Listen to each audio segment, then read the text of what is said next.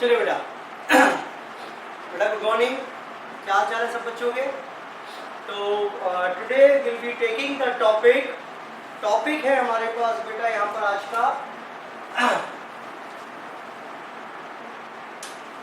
Topic जो है हमारे पास आज का वो रहेगा provisions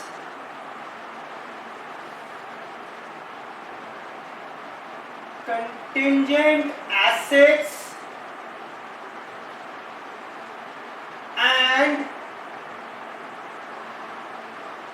contingent liabilities। Short note differences 4 number 6 number के लिए एग्जाम में आपसे पूछ सकता है। These definitions are given in AS29। Rather AS29 का नाम ही ये है, provisions contingent assets and contingent liabilities. बढ़िया अकाउंटिंग स्टैंडर्ड है, आसान सा अकाउंटिंग स्टैंडर्ड है। कवर करेंगे यहाँ पर ये 3 प्राइमरी डेफिनेशंस। एग्जाम में डिफरेंस पूछ लेता है, शॉर्ट नोट भी पूछ सकता है 4 से लेकर 6 नंबर तक का। तो बेटा 3 अलग अलग शब्द हैं यहाँ पर, एक प्रोविजंस, दूसरा कंटिंजेंट एसेट और तीसरी चर्चा जो करेंगे हम वो रहेगी कंटिंजेंट लायबिलिटीज की। ये हमारे पास 3 चर्चाएं इस टॉपिक में हैं। समझाने का उद्देश्य ये कि आपको डेफिनेशंस रटने की आवश्यकता ना पड़ेगी।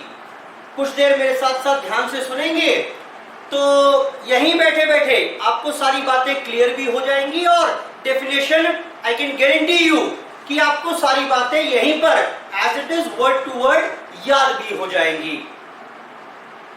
तो बेटा अगर कहो तो शुरू करें क्या? चलिए बेटा, सबसे पहली बात यहाँ पर बार बार एक शब्द यूज हो रहा है एंड दैट इज कंटिंजेंसी। तो यहां से शुरू करते हैं। सबसे पहली बात तो ये कि what is the meaning of the word contingency. ये कंटिंजेंसी क्या होता है? कंटिंजेंसी का मतलब हो भी सकता है, नहीं भी हो सकता। एक असमंजस की स्थिति, कंटिंजेंसी को अगर हम पढ़ें तो वहां लिखा हुआ है contingency is a condition on balance sheet date, condition और situation at balance sheet date, the ultimate outcome of which gain or loss will be determined on the happening or non-happening of future uncertain event which is beyond the control of an enterprise। Sir कुछ भी समझ नहीं आया, ठीक है कोई बात नहीं, फिर सुनिए। मैंने क्या कहा? कंटिंजेंसी का मतलब होता है एक ऐसी सिचुएशन जो आज एग्जिस्ट करती है, एक ऐसी परिस्थिति जो आज है और जिसके वजह से कल को प्रॉफिट भी हो सकता है, लॉस भी हो सकता है। लेकिन प्रॉफिट होगा, लॉस होगा, वो पता चलेगा जब भविष्य में कोई एक घटना घटित हो जाएगी जो मेरे कंट्रोल से बाहर है। जैसे फॉर एग्जाम्पल अगर मैं बात करूं, किसी ने मेरे अगेंस्ट कोर्ट में केस किया हुआ है। अब ये केस आज 31 दिसंबर है, मेरे अगेंस्ट कोर्ट में केस चल रहा है। एक सिचुएशन एग्जिस्ट हो गई बैलेंस शीट डेट पर जिसका आउटकम गेन या लॉस कुछ भी हो सकता है। हो सकता है मैं केस हार जाऊं, हो सकता है मैं केस जीत जाऊं। The ultimate outcome of which gain और loss which will be determine. अच्छा मैं केस हार गया या जीत गया, ये कब पता चलेगा? जब जज साहब अपना डिसीजन दे देंगे। और हाँ, ये जो जज साहब का डिसीजन है this is beyond my control, मेरे कंट्रोल में नहीं है। तो कंटिंजेंसी का मतलब क्या हुआ समझिए। कंटिंजेंसी इज अ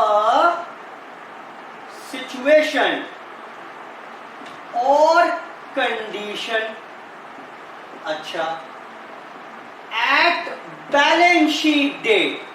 कंटिंजेंसी का मतलब इज अ सिचुएशन और कंडीशन, एक ऐसी परिस्थिति बैलेंस शीट डेट पर, केस चल रहा है 31 दिसंबर को, अभी पेंडिंग है केस, वो इज अ कंडीशन, केस चलना बैलेंस शीट डेट पर अभी चल रहा है।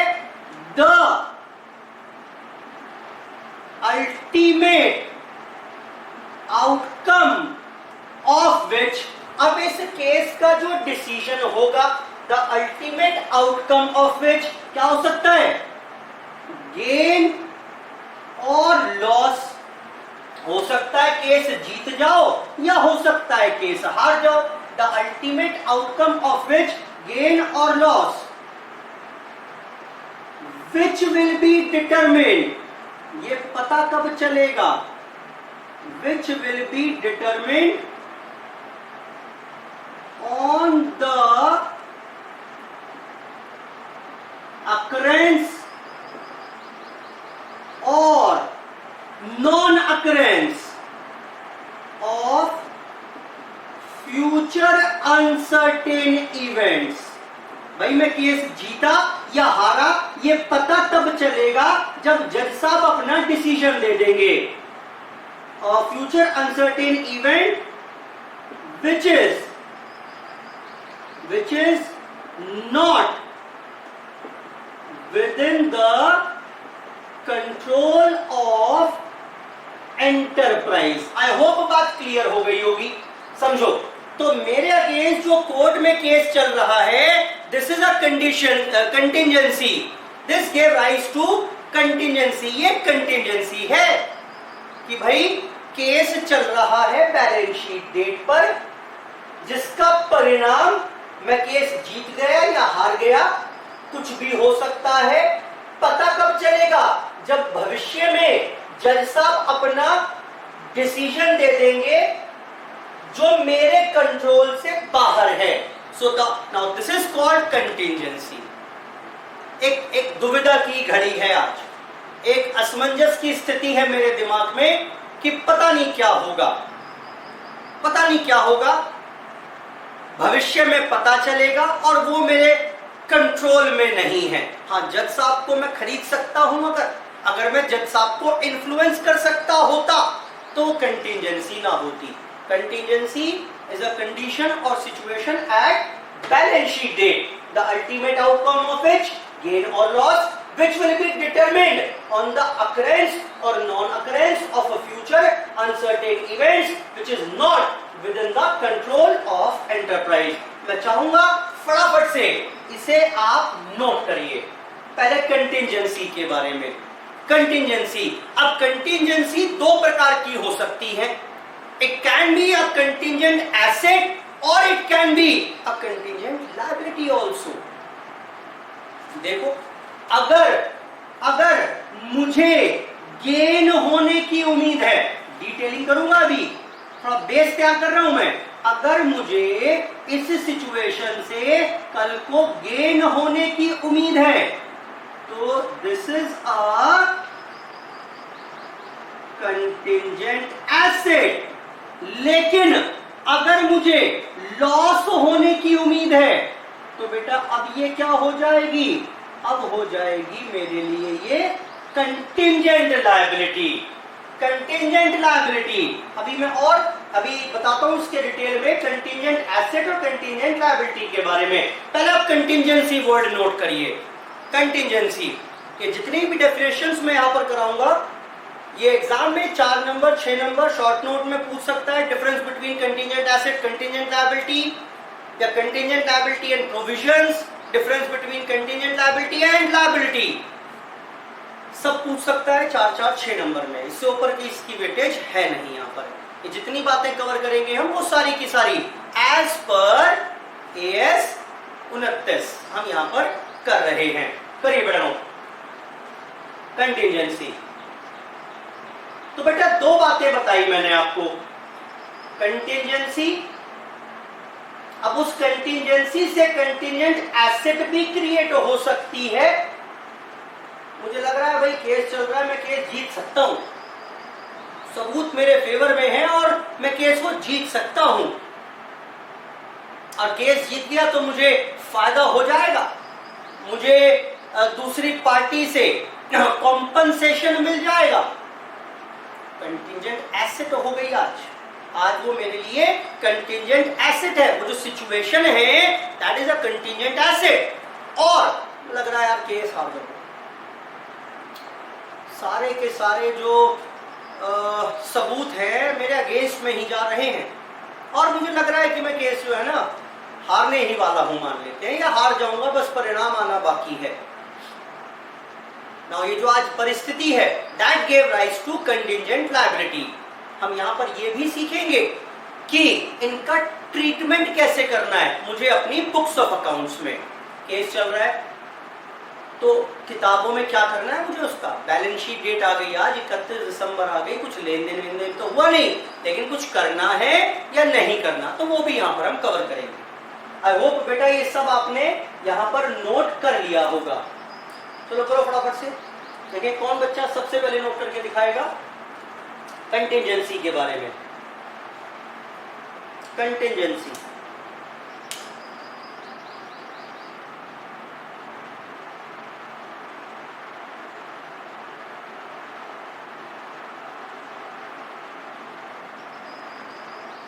Contingency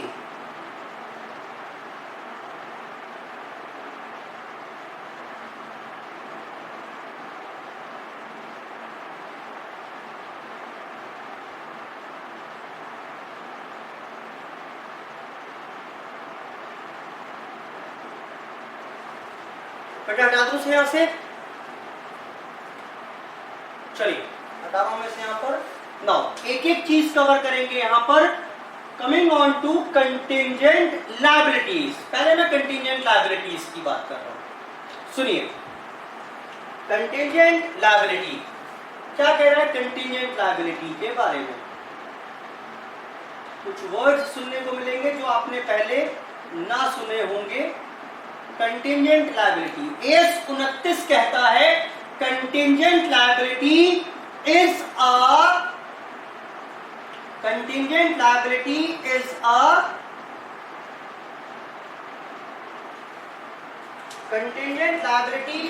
a possible obligation।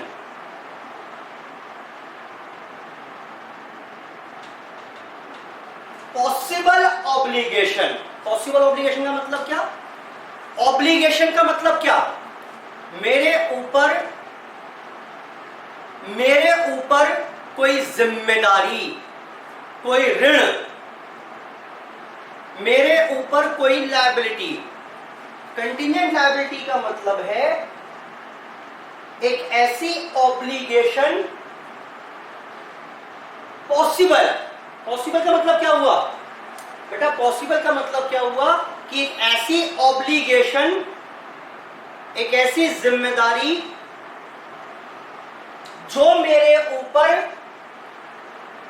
आ सकती है, जो मेरे ऊपर आ सकती है, is a possible obligation, is a possible obligation. फिर सुनो, पॉसिबल ऑब्लिगेशन का मतलब क्या है, एक ऐसी जिम्मेदारी, एक ऐसी लायबिलिटी जो मेरे ऊपर आ सकती है। पता नहीं है, अभी मैं केस हारा नहीं हूं, एग्जाम्पल है, दिमाग में एग्जाम्पल रखो, मैं केस हारा नहीं हूं, मुझे लग रहा है लेकिन केस हार जाऊंगा। Is a possible obligation, is a possible obligation.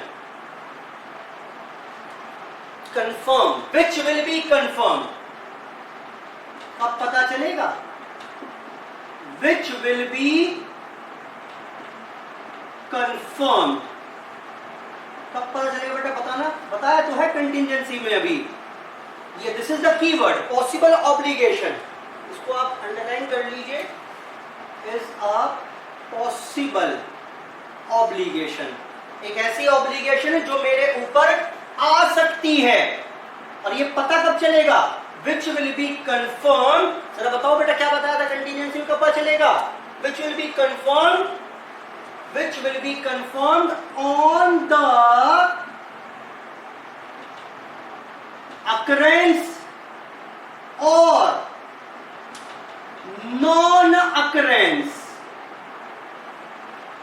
मैं डेफिनेशन को ना टुकड़ों में तोड़ तोड़ के लिखवा रहा हूं, जिससे हर वर्ड के ऊपर आप कॉन्सेंट्रेट कर पाए. Is a possible obligation which will be confirmed on the occurrence और नॉन अकरेंस. किसका? ऑन द होने से या किसी घटना के ना होने से, ऑफ वन और more future uncertain events not within the control of enterprise. कुछ खास नया नहीं लिख दिया मैंने, वही कंटिंजेंसी की डेफिनेशन तो दोबारा कॉपी कर दी. कंटिंजेंसी में दोनों बात थी, इसमें सिर्फ एक बात रख दी, पॉसिबल ऑब्लिगेशन. ऑब्लिगेशन यानी लायबिलिटी, यानी नुकसान,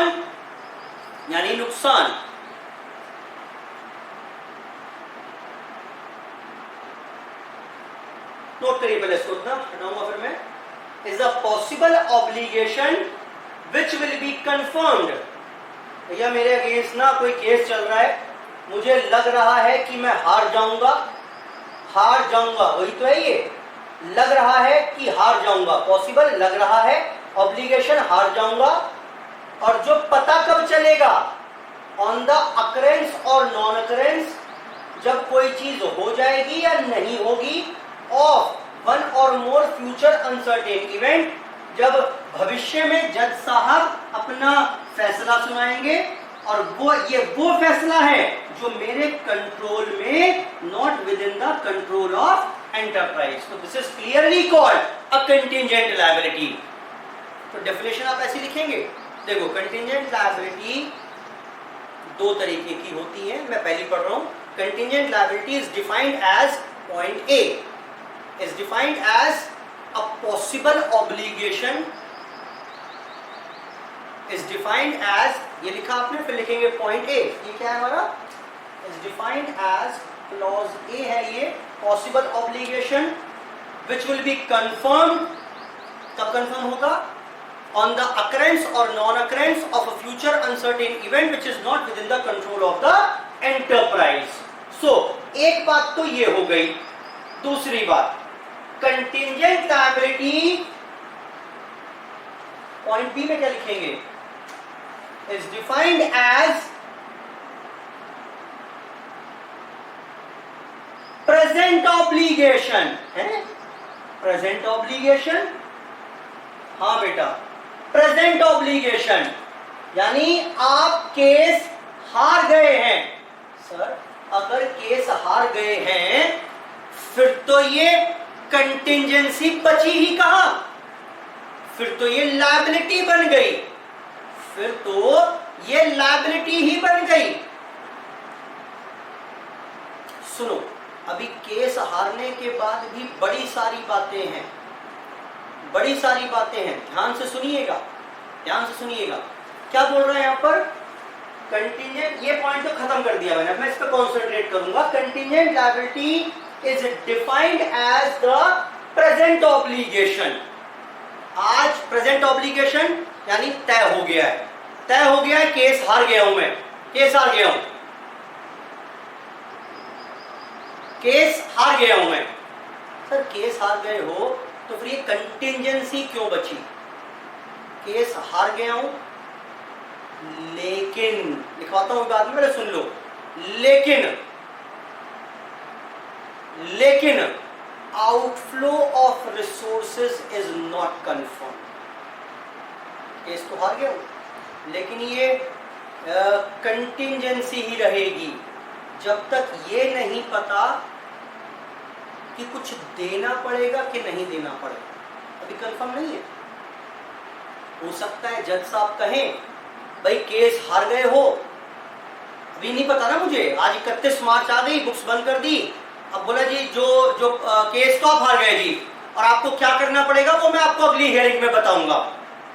10 अप्रैल को अगली हियरिंग है, तब बताऊंगा क्या करना पड़ेगा। आज 31 मार्च को केस हार गया, प्रेजेंट ऑब्लिगेशन तो है, लेकिन अब पता नहीं, हो सकता है जज साहब कहें भाई माफी मांग लो और केस रफा दफा, सिर्फ माफी मांग लो बात बन जाएगी। तो अगर सिर्फ माफी मांगने को कह दिया तो क्या आउटफ्लो ऑफ रिसोर्सेज कुछ हुआ कि नहीं हुआ? नहीं, that will not result in outflow of resources. कुछ गया कहां मेरे पास से?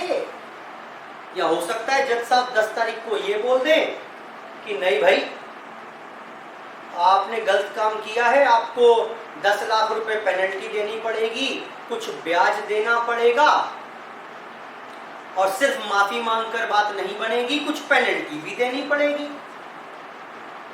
केस तो हार गए, लेकिन कंफर्म नहीं है कि आउटफ्लो ऑफ रिसोर्सेज होगा या नहीं होगा। तो अभी भी क्या रहेगी ये? अभी भी क्या रहेगी ये?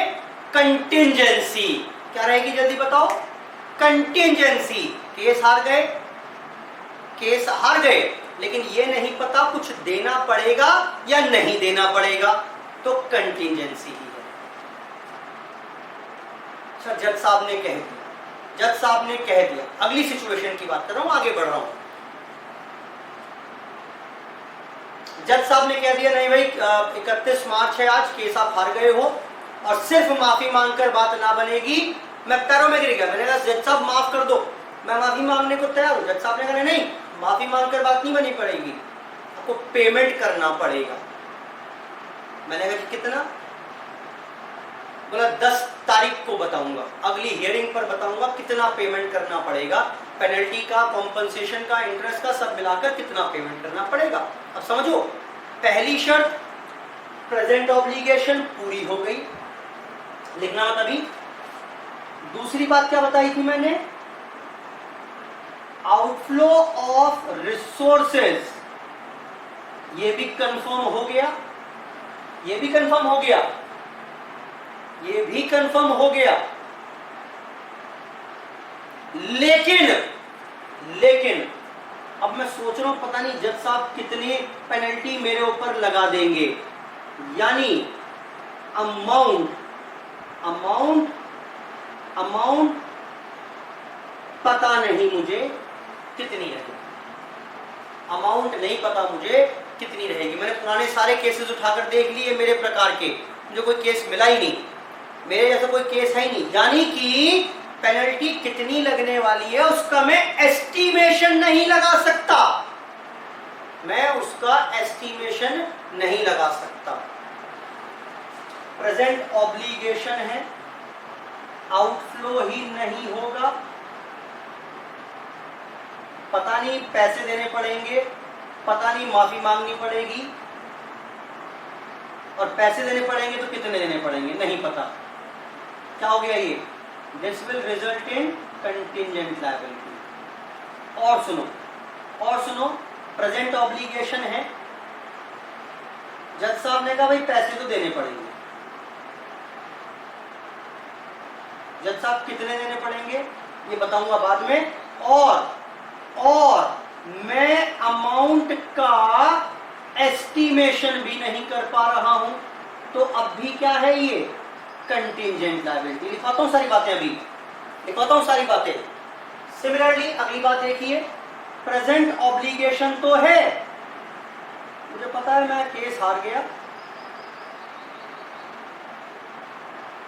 और अगर जज साहब ने पेनल्टी लगाई तो 10 लाख की लगाएंगे, 10 लाख की लगाएंगे अगर पेनल्टी लगाई तो।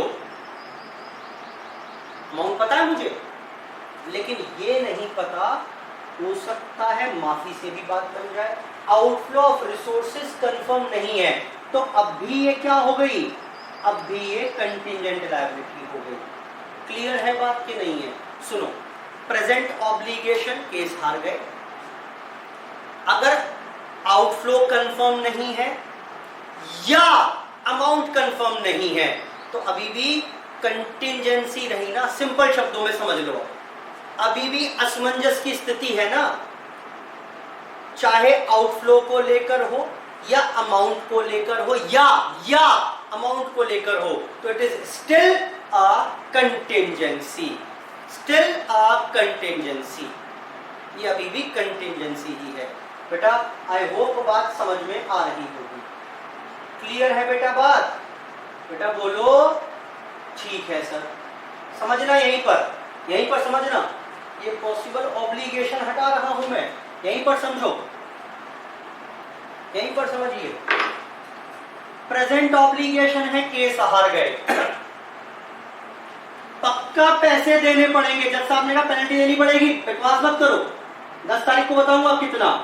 और मैंने प्रीवियस केसेस देखे कुछ किसी और पार्टीज के, तो एस्टिमेशन भी लगा पा रहा हूं मैं।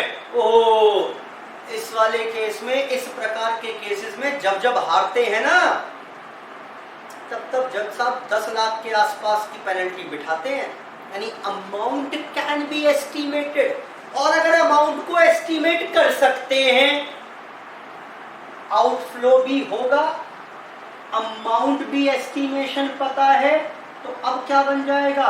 अब इसके लिए this is called a provision. अब इसे क्या कह देंगे?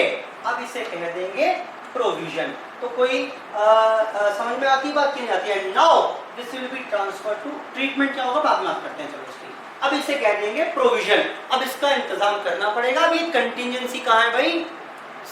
कहां है असमंजस? अब असमंजस नहीं है, अब तो सारी बातें बिल्कुल क्लियर हो गई हैं। केस हार गया, पैसे देने पड़ेंगे और लगभग 10 लाख रुपए के आसपास देने पड़ेंगे as per the different situation जो मैंने एनालाइज की। तो अब कहां है असमंजस? अब कहां है contingency? Now this is clearly called a provision. बेटा ठीक है, बोलो फटाफट से। ठीक, तो दूसरी बात लिखते हैं फटाफट से मेरे साथ साथ। प्रेजेंट ऑब्लिगेशन चार्ट बनवा दूंगा अलग से मैं अभी आपको कंपैरेटिव एनालिसिस के लिए।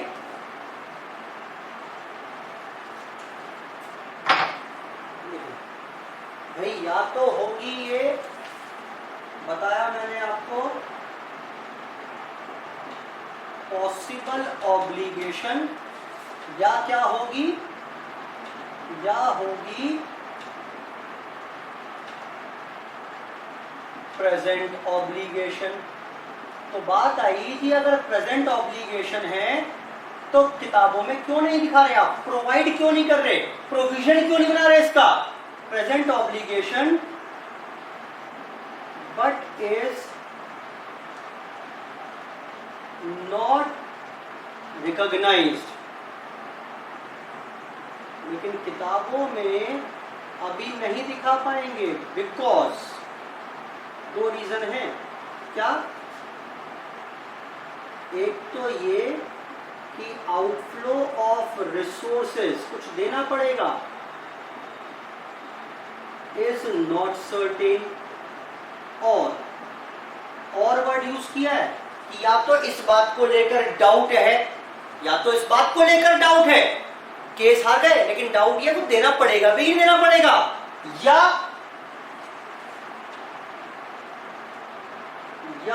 अमाउंट। किस चीज का अमाउंट बेटा जल्दी बताओ? Amount of obligation.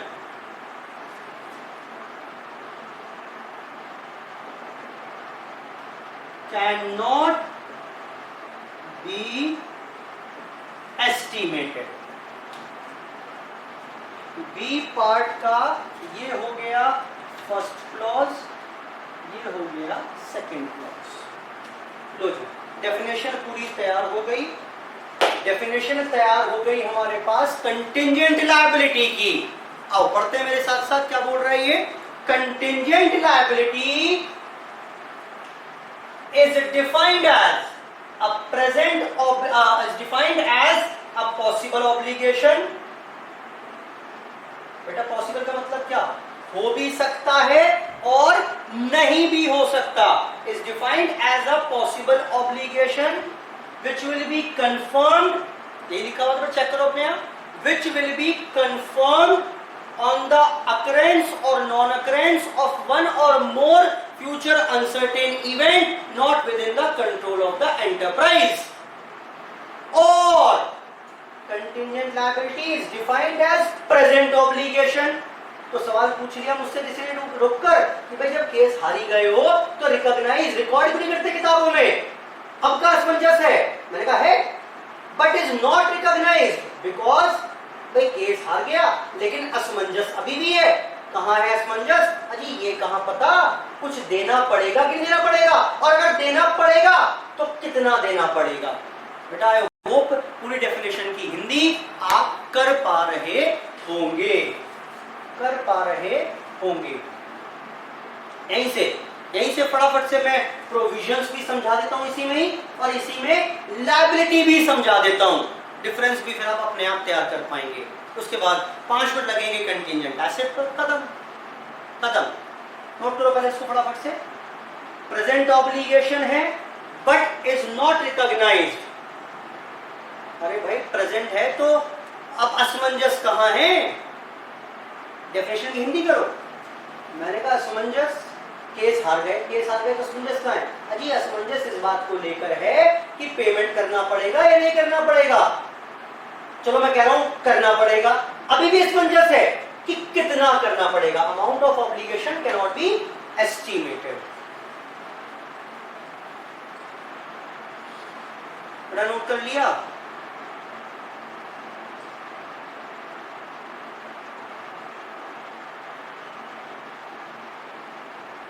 बात आती है इसका ट्रीटमेंट क्या करेंगे। लिख लो हाथ के हाथ इसी में नोट डालकर, ट्रीटमेंट ऑफ कंटिंजेंट लायबिलिटी क्या करेंगे।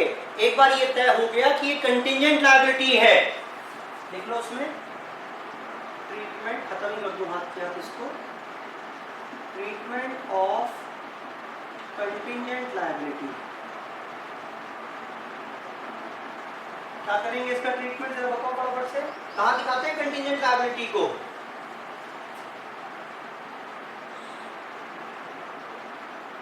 Enterprise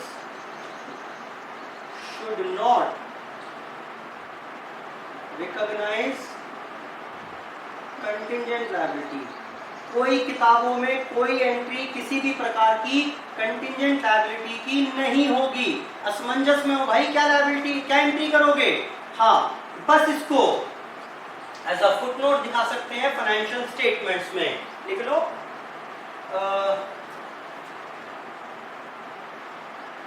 required to be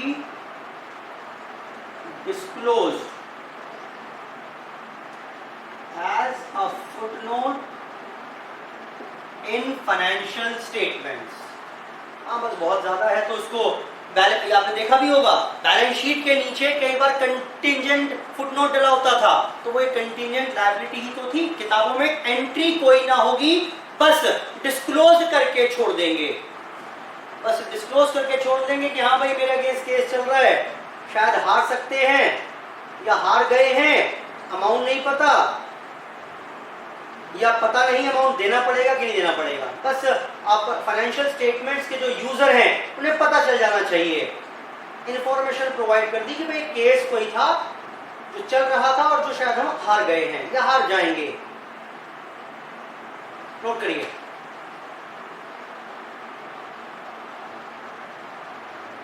note करिए।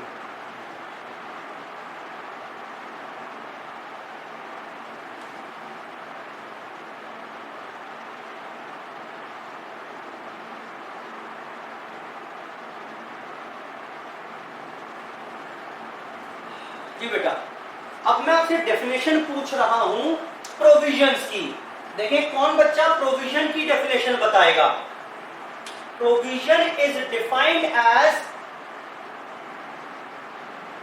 बेटा इसको हटा दो ना, इसको दिक्कत तो नहीं है, मैं हटा रहा हूं उसको यहां से। Provision is defined as a present obligation. Case हार चुका हूं, अगर पॉसिबल है तो पक्का पक्का कंटिंजेंट ही होगा। अगर प्रेजेंट है तो कंटिंजेंट भी हो सकता है, प्रोविजन भी हो सकता है। प्रेजेंट ऑब्लिगेशन, केस हार चुका हूं, amount of resources, outflow of resources is certain. पक्का पक्का पेमेंट भी करना पड़ेगा रिसोर्सेज का। कोई बदले में जमीन देनी पड़े, जायदाद देनी पड़े, पैसे देने पड़े, सिर्फ माफी मांगकर बात ना बनेगी, रिसोर्सेज का आउटफ्लो भी पक्का पक्का होगा। And amount of obligation can be estimated. और इस बार अगर मैं अमाउंट का अंदाजा भी लगा सकता हूं तो बेटा अब ये पूरा क्या बन गया, अब ये बन गया पूरा प्रोविजन। आई होप बात ठीक है, ये उसी डेफिनेशन से निकालना है हमें प्रोविजन को भी। तो provision is defined as a present obligation which will result in outflow of resources, and the amount of obligation can also be estimated reliably। तो उसे कह देंगे क्या, प्रोविजन। अब बात आई प्रोविजन का ट्रीटमेंट क्या होता है। अरे भाई जब आप अमाउंट को एस्टिमेट कर पा रहे हो तो फिर तो बुक करो उसे। केस हार गए, पेमेंट करना पड़ेगा तो बुक करो ना। कॉन्सेप्ट ऑफ कंजर्वेटिज्म क्या कहता है, अगले साल देना पड़ेगा ना, खर्चा है ना, should be provided in the books of accounts. Provide करो, प्रोविजन बनाओ। कैसे आएगा देखो जरा, अभी ये तो कहीं दिखाया नहीं था मैंने, लेकिन अब पीएनएल में दिखा देंगे। प्रोविजन, किसका provision, for expected loss 10 lakh. देखो ना, केस हार गया, पेमेंट करना पड़ेगा, और कितना करना पड़ेगा ये भी एस्टीमेट कर पा रहे हैं, तो शुड बी प्रोवाइडेड। यहां पर हमने रिकॉग्नाइज नहीं किया था, लेकिन इस बार प्रोविजन है तो should be recognized, should be provided in the books of accounts. I hope ठीक है। Now heading next, provisions. तो बेटा डिस्टिंग्विश भी कर पाओगे ना, डिस्टिंग्विश कर पाओगे, ठीक है। अच्छा एक चीज और बताइए यहीं पर रुककर, now what is liability. Provision हो गया, डेफिनेशन में है नहीं, लेकिन ऐसे पूछ लो व्हाट इज लायबिलिटी। सुनो, लायबिलिटी का मतलब क्या, प्रेजेंट ऑब्लिगेशन। कोई भी लायबिलिटी दिमाग में रखना अपने, क्रेडिटर हुए मान लेते हैं, क्रेडिटर्स हुए, प्रेजेंट ऑब्लिगेशन, हाँ पैसा देना है उन्हें, मेरी जिम्मेदारी है, आज की चिंता है, पक्का पक्का उन्हें पैसे दिए बगैर बात बनेगी नहीं, देना है। और कितना देना है, इस बार एस्टिमेशन की बात ही नहीं है, इस बार तो ये बात सर्टेन है। और जब अमाउंट सर्टेन हो जाएगा तो अब ये बन जाएगी लायबिलिटी। आई होप सारे डिस्टिंग्विश कर पा रहे होंगे। अभी दोबारा एक समरी बनवाऊंगा सबकी, पहले फटाफट से नोट करना शुरू करते हैं। अच्छा, लायबिलिटी की डेफिनेशन बताना क्या होगी, लायबिलिटी की डेफिनेशन बताओ।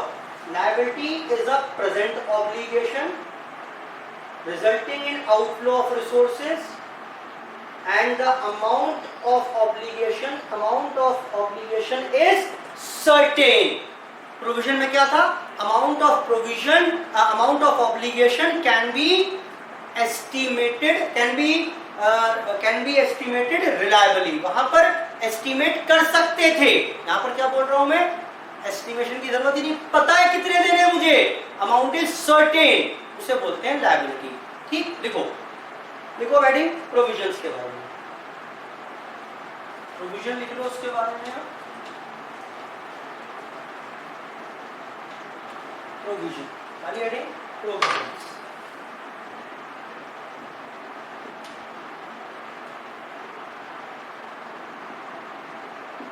is a present obligation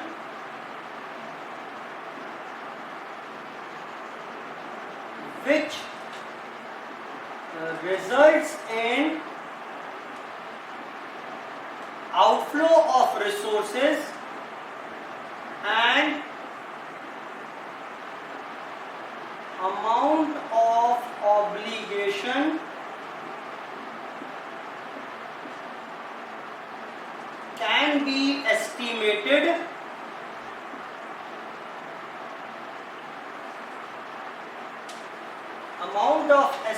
obligation can be estimated reliably। amount of obligation can be estimated reliably. देखना जरा इसी के बाद ट्रीटमेंट, बेटा ट्रीटमेंट ऑफ प्रोविजंस, क्या होता है इसका treatment?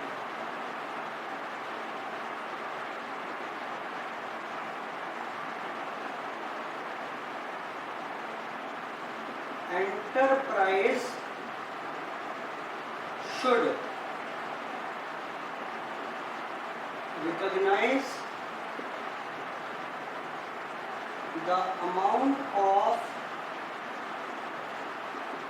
provisions in financial statements. किताबों में प्रोविजन की एंट्री होगी, आपको बुक्स में प्रोवाइड करके बताना होगा, आपको बुक्स में प्रोवाइड करके बताना होगा। दूसरा नेक्स्ट लिखिए, इसके बाद एक छोटी सी और लायबिलिटी लिख लो हाथ के आप। लायबिलिटी बेटा अभी हट रहा हूं, देख लीजिएगा। Liability is a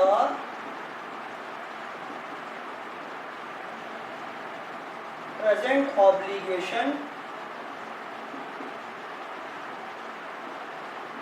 which results in outflow of resources and amount of obligation is certain. Keyword ये है, amount of obligation is can be reliably estimated is certain. पता ही है भैया कितना पेमेंट करना पड़ेगा, इस जिम्मेदारी को चुकता करने के लिए कितना पेमेंट करना पड़ेगा, भुगतान भी करना पड़ेगा, कुछ जाएगा मेरी जेब से और कितना जाएगा ये भी पता है आज। तो लायबिलिटी, भुगतान करना पड़ेगा, कुछ जाएगा मेरी जेब से और कितना जाएगा वो मैं अंदाजा लगा सकता हूं। तो now this is called the provision. करिए नोट, करिए फटाफट से नोट।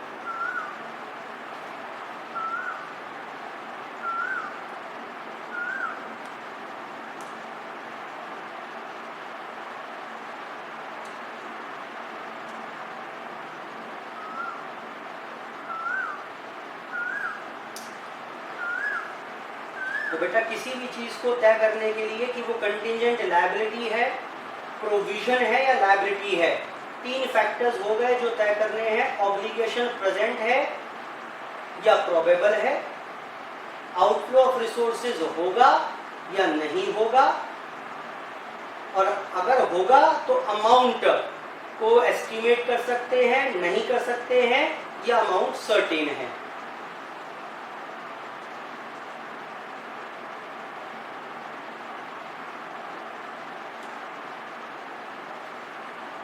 फटाफट से करिए, फटाफट से समरी बनवाता हूँ छोटी सी और।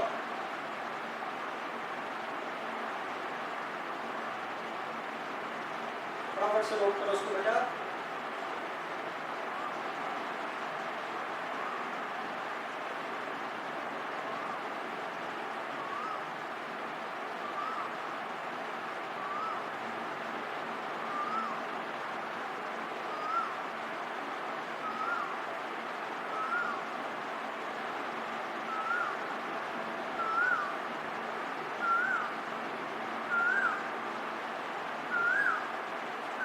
चेक करें बेटा, उसके बाद फटाफट देखना है यहाँ पर एक छोटी सी, I am preparing a summary for you for better clarification.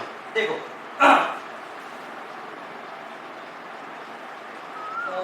कुछ ऐसे बना दूं मैं आपके लिए।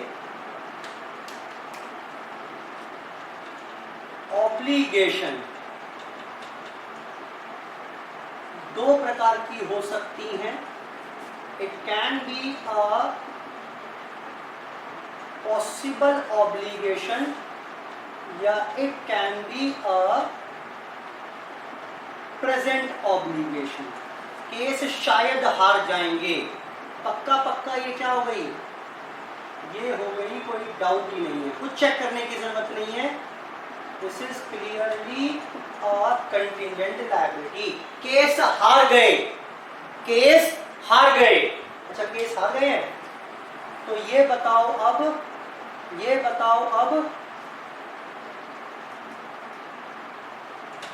आउटफ्लो ऑफ रिसोर्सेज, केस तो हार गए आप बता रहे हो, तो आउटफ्लो ऑफ रिसोर्सेज के बारे में क्या कहना है आपका?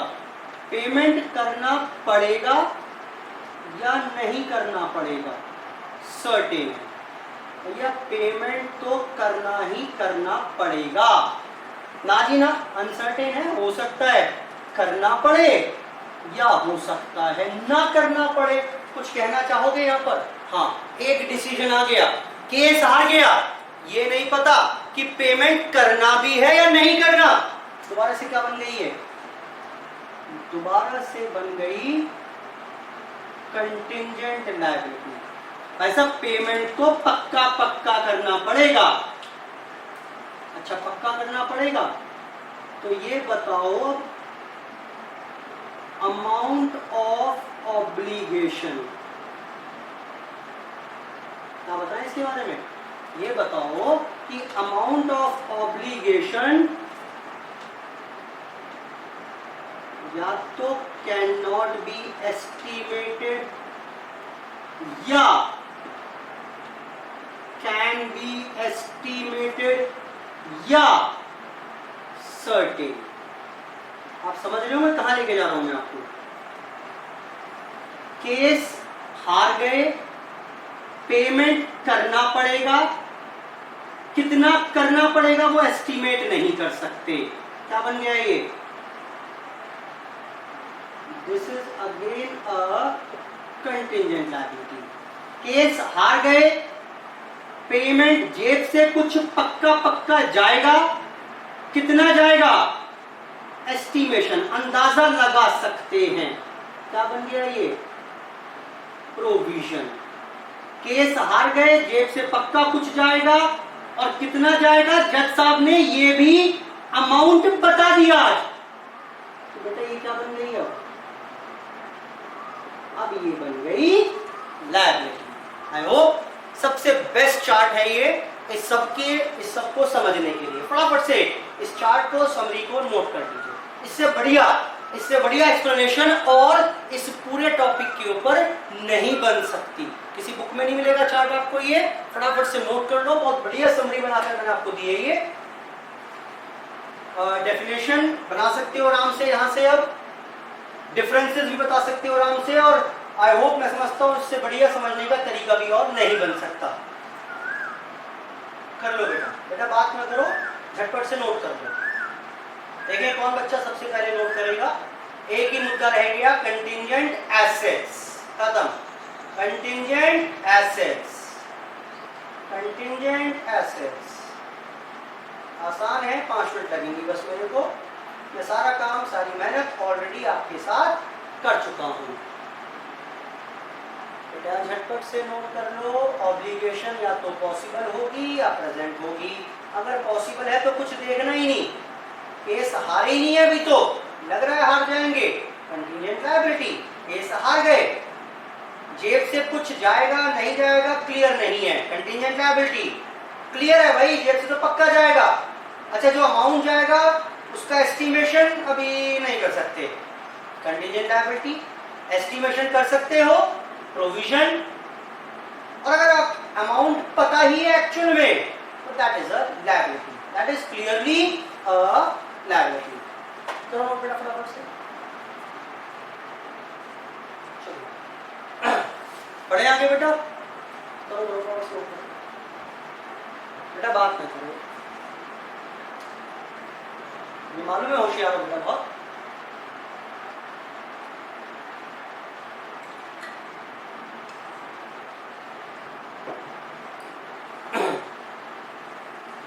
चलिए, coming on to contingent assets.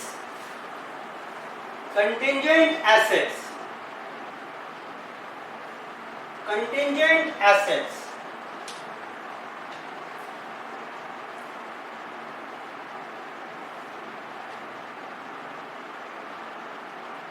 Check करिए।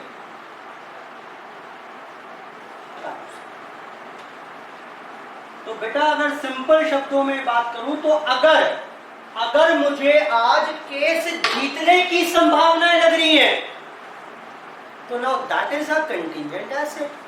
तो contingent asset is a possible asset कि भाई फायदा हो सकता है, बाकी सब कुछ same is a possible asset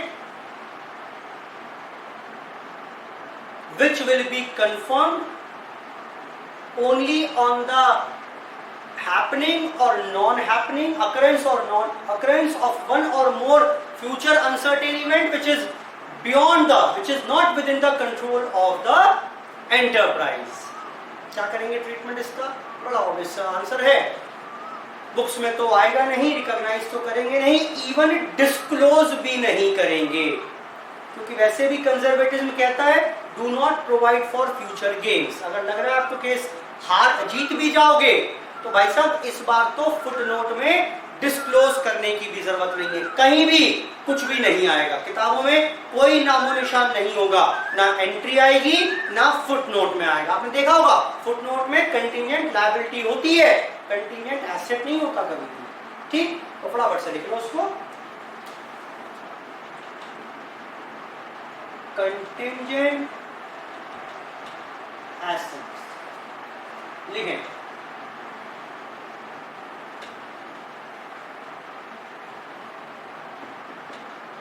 is a possible asset, यानी फायदा is a possible asset, फायदा जो शायद हो जाए, which will be confirmed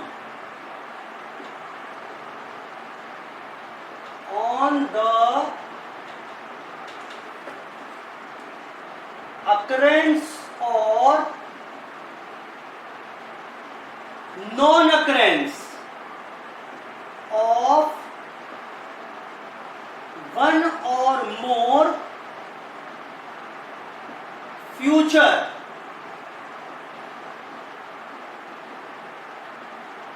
uncertain events। कौन से वाले? Not within the control of enterprise, not within the control of enterprise। Now what is the treatment? What is the treatment of contingent asset? In contingent assets का treatment क्या करिएगा? देख लीजिए, contingent assets का क्या करेंगे, लिख लें।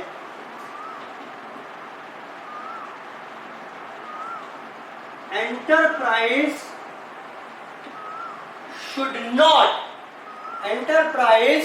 should not treat, should not recognize these contingent assets, nor the contingent assets